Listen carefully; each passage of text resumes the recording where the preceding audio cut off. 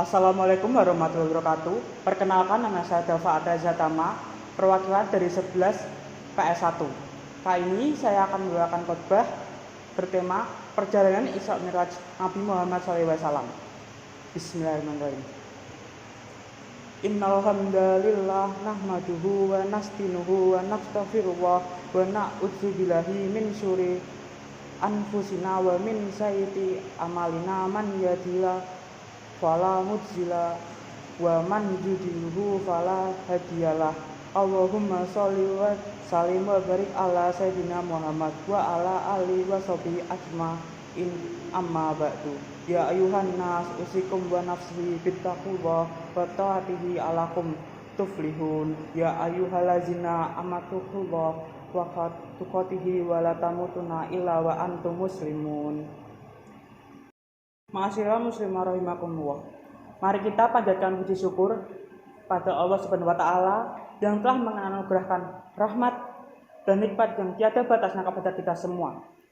Semoga salawat serta salam senantiasa terlimpah kepada Nabi kita Muhammad SAW, keluarganya, para sahabatnya, dan barang siapa saja yang mengikuti sunnahnya dengan sebaik-baiknya, secara tulus, ikhlas, dan penuh kesabaran. Isra Mi'raj, momen penuh makna. Allah Subhanahu wa taala telah berfirman dalam surat Al-Isra surat ke-17 ayat pertama.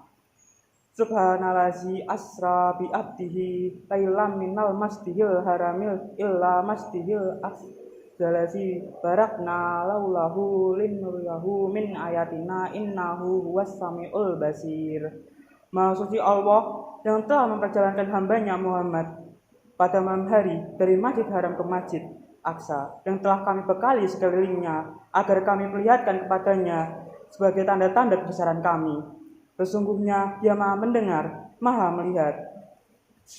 Isra Mi'raj merupakan momen yang sangat agung dan penuh dengan hikmah. Dalam kesempatan khutbah ini kita akan urai apa saja yang terjadi saat Isra Mi'raj berdasarkan riwayat hadis yang sahih dan apa saja pelajaran atau hikmah yang didapat di balik terjadinya peristiwa menakjubkan tersebut. Hal pertama yang dialami Nabi SAW adalah malaikat Jibril membelah dada beliau dari leher paling bawah hingga bagian bawah perutnya, sehingga dada sampai perutnya beliau kosong, lalu mencucinya dengan air zam-zam dengan tangannya. Dia mencuci perutnya sampai bersih. Kemudian didatangkanlah bejana dari emas, yang di dalamnya terdapat mangkuk kecil dari emas pula, dan penuh dengan iman dan hikmah. Kemudian Jibril memenuhi dada dan urat kerongkongan dengan iman dan hikmah tersebut, lalu menutupnya kembali. Hadis riwayat Muslim dan Bukhari. Setelah proses pencucian dilakukan Jibril alaihissalam terhadap Nabi SAW selesai, didatanglah seekor binatang tunggangan yang disebut dengan buruk. Binatang ini telah disebutkan ciri-cirinya oleh Rasul SAW dalam sabdanya, yaitu binatang putih dan panjang, lebih besar dari keledai dan namun lebih kecil dari bakal. Mengenai kecepatannya, tidak ada yang mengetahui kecuali Allah Ta'ala. Nabi SAW hanya mengatakan, dia meletakkan ujung kuku kakinya sejauh mata memandang. Rasulullah SAW menungganginya dan bertolak menuju Baitul Maqdis.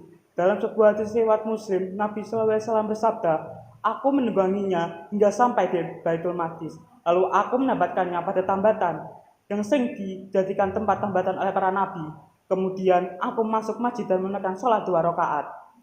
Di sana Allah mengumpulkan para nabi dan beliau sholat berjamaah mereka sebagai iman. Hadis Ibnu Hajar. Setelah menunaikan sholat di dalam masjid, lalu beliau keluar. Dalam hadis riwayat Muslim disebutkan, Jibril datang kepada Nabi SAW dengan membawa semangkuk khamar dan semangkuk susu. Nabi SAW bersabda, maka aku memilih susu. Jibril berkata, kamu telah memilih fitrah. Ketika Rasulullah SAW memilih susu daripada khamar, dalam hadis riwayat Al-Bukhari, Jibril berkata kepada beliau, segala puji bagi Allah yang telah menunjukimu kepada fitrah. Jika kamu mengambil khamar, maka umatmu akan meleweng. Kemudian beliau Mi'raj ke langit.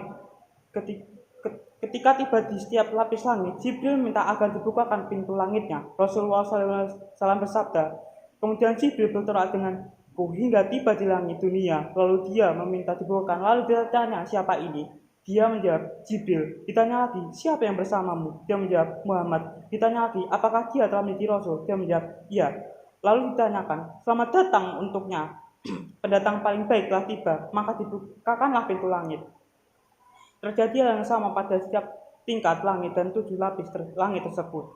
Setiap tingkatan terdapat seorang nabi atau lebih, masing-masing dari mereka menyebut Nabi SAW dengan ucapan selamat datang dan mendoakan beliau. Di langit pertama, beliau berjumpa dengan Adam alaihissalam. Pada langit kedua, beliau disambut oleh Nabi Isa dan Nabi Yahya alaihissalam. Jibril berkata, inilah adalah Yahya dan Isa, ucapkan salam kepadanya. Maka ucapkan salam dan keduanya menjawab, lalu berkata, selamat datang saudara yang salih dan Nabi yang salih. Rasulullah SAW ketika sampai di langit ketiga bertemu dengan Nabi Allah Yusuf alaihissalam. Dalam hadis surat Muslim, Nabi SAW berkomentar tentang Nabi Yusuf alaihissalam tentang dia yang diberikan separuh ketampanan. Di langit keempat, Nabi SAW berjumpa dengan Nabi Idris alaihissalam. Pada langit kelima, Nabi SAW bertemu dengan Nabi Harun alaihissalam. Pada langit keenam, Nabi SAW bertemu dengan Musa alaihissalam. Pada langit ketujuh, Nabi alaihissalam berjumpa dengan Nabi Ibrahim alaihissalam. Dan Jibril berkata, ini adalah ayahmu, ucapkan salam kepadanya. Maka ucapkan salam kepadanya. Ibrahim menjawab salam, lalu berkata, selamat datang anak yang soleh dan Nabi yang soleh. Nabi SAW melihat Nabi Ibrahim SAW dengan menyandarkan punggungnya ke Baitul Makmur. Setiap hari 10.000 malaikat memasuki Baitul Makmur dan malaikat yang sudah memasukinya tidak akan pernah kembali ke dalamnya. Nabi SAW menyebutkan ciri-ciri Nabi Ibrahim AS yang ternyata serupa dengan beliau. Kemudian Rasulullah SAW dinaikkan hingga ke Sidratul Muntaha. Rasulullah SAW melihat 4 buah sungai di pangkal Sidratul Muntaha, 2 sungai batin dan 2 sungai zahir. Jibril menerangkan bahwa 2 sungai batin adalah 2 sungai di surga, sedangkan 2 sungai zahir adalah sungai Nil dan Eufrat. Setelah di Sidratul Muntaha, Rasulullah SAW dimasukkan ke dalam surga. Di surga tersebut, Rasulullah melihat sungai Al-Kautsar yang Allah berikan kepadanya. Setelah itu, Allah memfardukan sholat kepada beliau dan umatnya 50 kali sehari semalam ketika beliau melalui Musa alaihissalam. Musa bertanya tentang apa yang diperintahkan kepadanya oleh Allah. Nabi SAW menyampaikan perintah tersebut.